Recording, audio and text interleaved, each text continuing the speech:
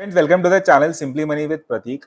हम normally mutual funds के बीच में काफी सारे डिफरेंसेस को डिस्कस करते हैं और आज की वीडियो के अंदर भी हम टू जो very important small cap category के म्यूचुअल फंड्स हैं, Tata small cap and quant small cap funds, इनके बीच के अंदर डिटेल में डिस्कशन करने वाले हैं। तो अगर हम बेसिक फैक्ट से अपनी वीडियो को स्टार्ट करते हैं तो टाटा स्मॉल कैप का अगर हम फंड की एज सबसे पहले देखते हैं तो हमारे पास जो ये दोनों ही जो फंड्स हैं उसके अंदर टाटा स्मॉल कैप फंड है वो काफी रिसेंट नया फंड है। हमारे पास सिर्फ 4.5 ईयर्स की हिस्ट्री है हमारे पास टाटा स्मॉल कैप की।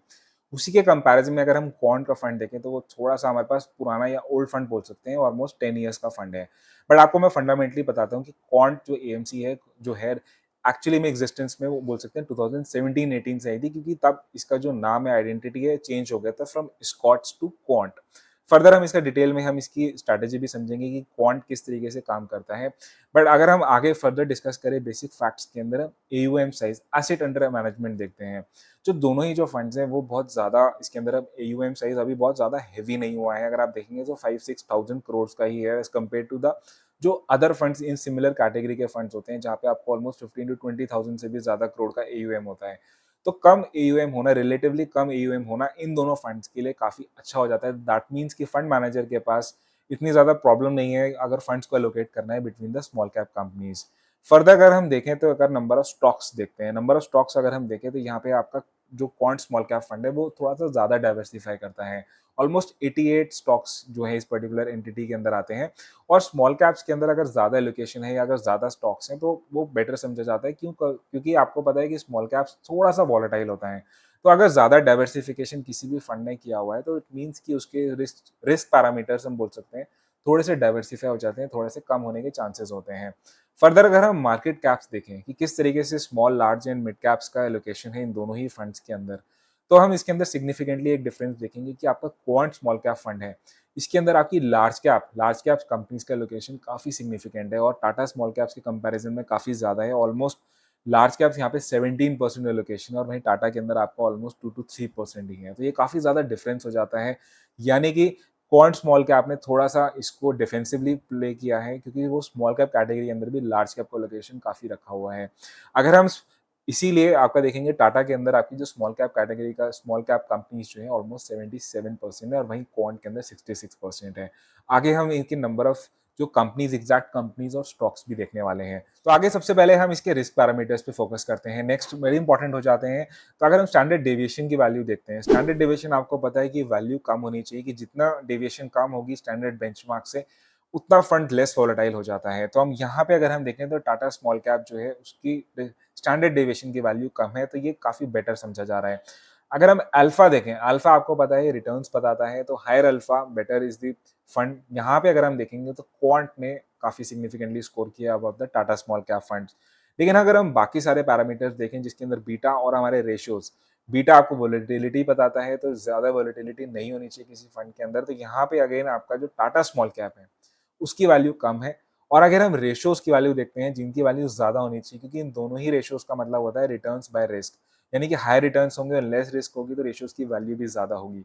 और यहाँ पे अगर हम देखें तो आपका मार्जिनली आपका शार्प रेशियो में टाटा स्मॉल कैप बेटर है और सॉर्टिनो रेशियो के अंदर भी अगेन आपका देखेंगे तो टाटा स्मॉल कैप बेटर है। तो रिस्क पैरामीटर से अगर हम देखें तो आपका जो है, आपका टाटा स्मॉल कैप है थोड़ा-सा आपको आउटप्ले कर रहा है, आपका जो आउट परफॉर्म कर रहा है आपका क्वांट स्मॉल कैप से।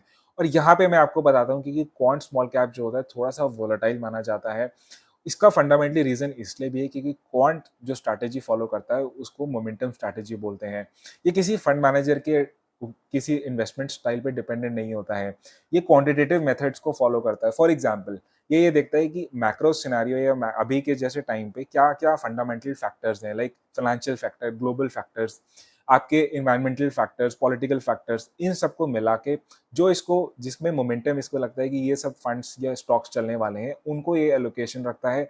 इसीलिए अगर आप देखेंगे तो क्वांट के अंदर आपका चर्न रेट, यानी कि जिस तरीके से फंड्स या स्टॉक्स चेंज हो रहे हैं वो बहुत ज़्यादा होते हैं। बहुत जल्दी-जल्दी जो फंड मैनेजर है वो स्टॉक्स की वैल्यू या फिर आप बोल सकते हैं इसके अंदर वो चेंजेस करता है। लेकिन हम कोई डिसीजन इस टाइम पे नहीं लेंगे और हम और थोड़ा डिटेल में जाते हैं, तो हम सेक्टर एलोकेशन में देखते हैं। सेक्टर के अगर हम देखें तो यहाँ पे 2 सेक्टर हैं जो दोनों ही हमारे पास स्मॉल म्यूचुअल फंड्स के अंदर है, that is the services and financials. और अगर टाटा के अंदर हम बात करें वी हैव कैपिटल गुड्स, और हमारा क्वांट है उसके अंदर आपका मेटल्स एंड माइनिंग और जो थर्ड हमारा सेक्टर एलोकेशन है। नाउ वेरी इंपॉर्टेंट, हम सबसे ज़्यादा इंपॉर्टेंट या फोकस करते हैं अपने स्टॉक एलोकेशन। तो टाटा से स्टार्ट करते हैं। अगर हम टाटा के अंदर टॉप एलोकेशन, टॉप 10 कंपनीज देखें, तो आपकी टॉप कंपनी जिसके अंदर हाईएस्ट एलोकेशन है that is the IDFC limited, जो आपको पता है कि आपको ऑलमोस्ट 4% का एलोकेशन है यहाँ पे। नेक्स्ट आपकी जो कंपनी है वो ब्रूरूज कंपनी है, आपको पता है एल्कोहल डिस्टिलरी कंपनी है, that is the Radico Khaitan, almost 3% की एलोकेशन है यहाँ पे। Then we have speciality chemicals company BASF India, we have Quest Corp, we have UTI AMC company है हमारे पास, again in the top 5 allocation. We have Redington company, we have Keystone Realtors which is from the realty sector, we have ports company Gujarat Pipavav Port Limited, then we have DCB Bank, one of the private sector bank, we have Oil Cargo Logistics Limited, again a logistics solutions provider। तो ये हमारी top 10 companies हो जाती हैं जो कि काफी recent के टाइम पे देखेंगे तो काफी सही परफॉर्म भी कर रही हैं। नाउ फोकस करते हैं क्वांट स्मॉल कैप के अंदर, हम टॉप एलोकेशंस देखते हैं यहाँ पे। तो दिस इज काफी, आपको जैसे मैंने स्टार्टिंग में बताया था कि ये इसके अंदर आपकी लार्ज कैप कंपनीज थोड़ी सी ज्यादा है, लेकिन टॉप 2 एलोकेशंस में ही इसने, अगर आप देखेंगे तो इसने लार्ज कैप्स रखी हुई हैं। तो आपके Reliance almost 8.5% and HDFC bank almost 5.5, तो ऑलमोस्ट आप बोल सकते हैं 14% आपकी लोकेशन टॉप 2 जो हो रखी है वो लार्ज कैप से हो रखी है। और ये दोनों ही कंपनीज निफ्टी 50 की कंपनीज है, हैवी कंपनीज हैं जिनका वेटेज काफी ज्यादा है। तो ये डिफेंसिव स्ट्रैटेजी भी हो जाती है जहां पे ये फॉलो कर रहा है, आपका वोलेटिलिटी भी इंक्रीज एक तरीके से अदर कंपनी से हो रही है, बट यहाँ से वो थोड़ा सा बैलेंस आउट कर रहा है। बाकी सारी कंपनीज हम देखते हैं तो these are mostly from the small cap companies हैं हमारी, Bikaji, Usha Martin, we have logistics company, we have Hindustan copper, we have Jindal steels, PNB bank another one of the large cap company है, उसकी वो अगेन वो एक टॉप सेक्टर के अंदर इसके अंदर लोकेशन है। We have then ICICI bank also is there in the top 10 sector. तो ये हमारी हो जाती है डिफरेंसेस टॉप 10 अगर हम कंपनीज देखते हैं। नाउ वेरी इंपॉर्टेंट, अगर हम देखें यहाँ से आपको पता लगेगा मोमेंटम स्ट्रैटेजी कैसे कौन फॉलो करता है। तो हमने रिसेंटली देखा कि लास्ट 1 मंथ के अंदर कौन से न्यू स्टॉक स्टार्ट किए हैं पोर्टफोलियो के अंदर। तो आप क्वांट के अंदर देखेंगे तो ऑलमोस्ट 20-25 कंपनीज ऐड हुई हैं रिसेंटली। इसके अंदर हम बोल सकते हैं ICICI bank, we have Zee entertainment, Coal India one of the large cap company, Bandhan bank and other company. So बोलते हैं सिग्निफिकेंटली, यानी कि चर्न रेट काफी ज्यादा है। वहीं पर कंपैरिजन में टाटा स्मॉल कैप में सिर्फ देखेंगे तो 5 to 6 कंपनीज ही इसने एडिशन किया है, like PCB limited, graphite India, Nippon India, AMC and all those companies. तो this is significantly difference between these two, हमारा जो स्मॉल कैप्स हैं। अगर हम देखेंगे स्मॉल कैप्स, क्योंकि क्वांट ने जिस तरीके से न्यू एडिशन किए तो काफी कंपनी स्टॉक्स अपने निकाले भी हैं, रिमूव भी किए अपने पोर्टफोलियो से।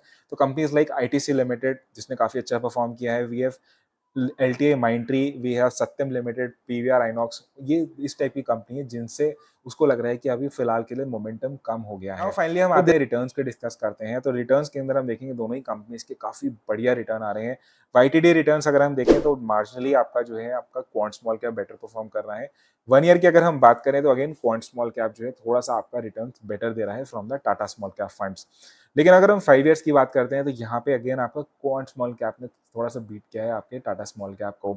लेकिन फंडामेंटली मैं आपको बताता हूँ कि जो रिटर्न्स होते हैं वो पास्ट में है, बाकी फ्यूचर में कैसे परफॉर्म करेंगे वो आपका डिपेंड करता है आपका जो फंड मैनेजर है वो किस पे बिलीव कर रहा है। क्योंकि सिर्फ फंड के रिटर्न्स देख के आपको इन्वेस्ट नहीं करना है। ये दो फंड्स जो हैं काफी अभी तक अच्छा परफॉर्म कर रहे हैं, उससे आपको एटलीस्ट थोड़ा सा कॉन्फिडेंस मिल सकता है। फाइनली आपको कौन सा फंड डिसाइड करना है वो अपने फंड मैनेजर की एडवाइस पे ही करिएगा। ये वीडियो दिखाने का मतलब is only for the educational purpose. Still अगर आपके कुछ डाउट होते हैं तो please mention that in the comment box.